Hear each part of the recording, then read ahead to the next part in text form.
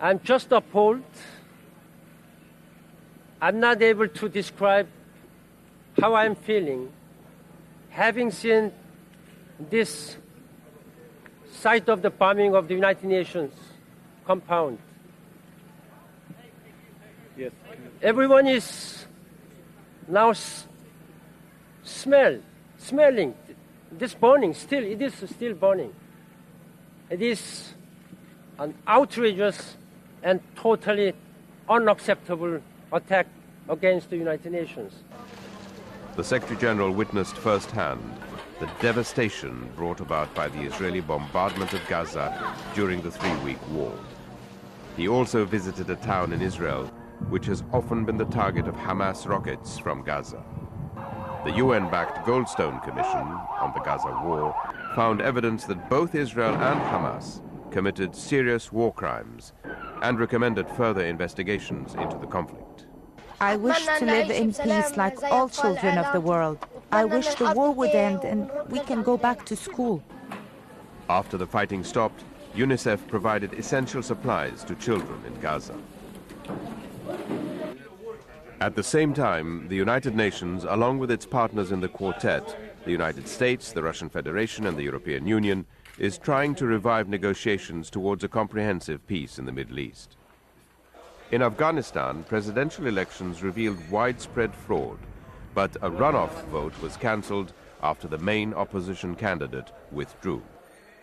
High wheat prices enticed some poppy farmers to switch from illicit crops to growing food, raising a glimmer of hope that Afghanistan's dependency on opium cultivation could be broken. In the Afghan capital, Kabul, the UN suffered a major loss. 5 United Nations staff members were killed and 9 wounded after an attack by armed Taliban militants. The widow of one of the UN staff members, Emma Meful, spoke a few days after the attack about her husband, who died while defending the UN compound. He lived a life based on 2 philosophies: loving his Lord and loving his neighbor.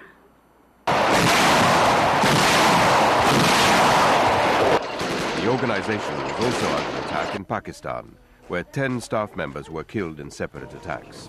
The United Nations is helping 2 million Pakistanis who have been displaced by fighting in the northwest region.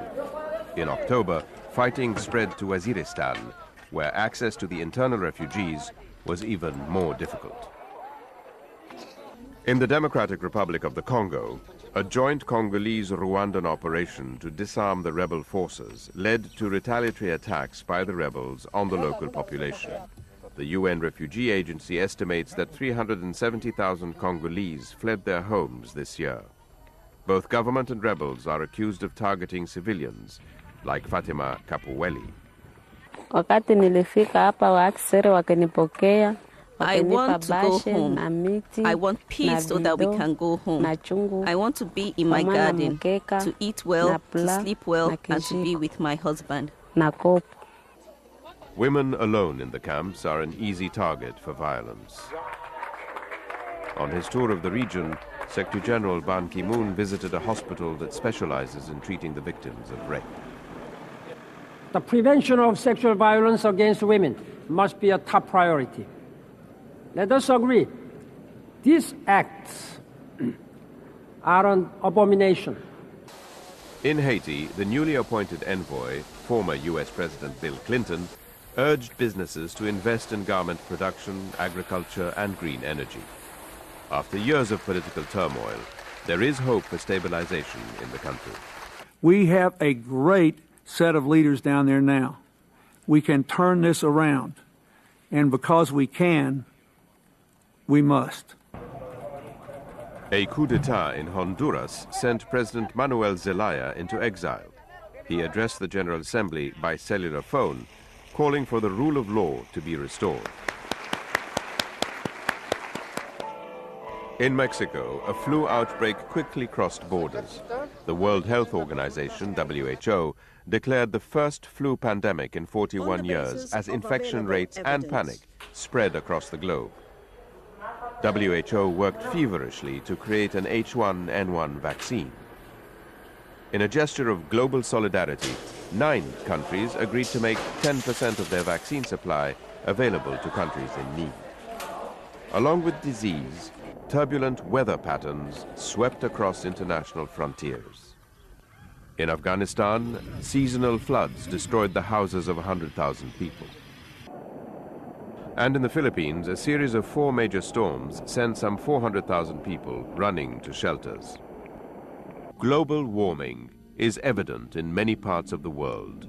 Glaciers in the Bolivian Andes are melting at a pace surprising even the experts, and the Arctic could be ice-free by 2030.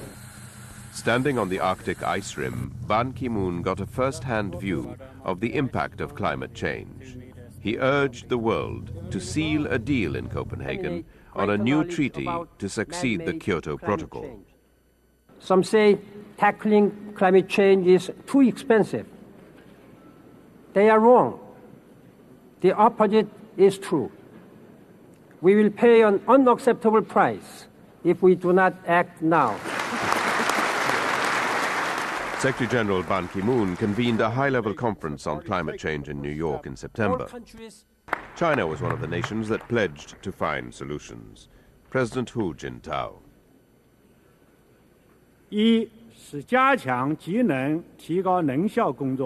We will intensify our effort to conserve energy and promote energy efficiency. We will endeavor to cut carbon dioxide emissions by a notable margin by 2020.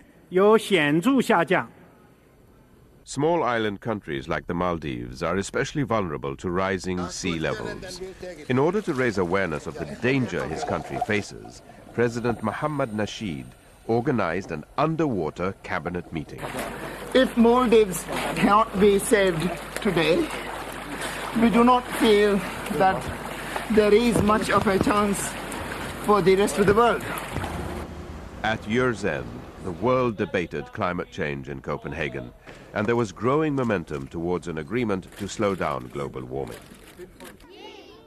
Local action, global cooperation, the keys to tackling the planet's enormous challenges, including climate change, poverty, conflict, and disease. In 2009, the United Nations was at the center of that quest to safeguard all our futures.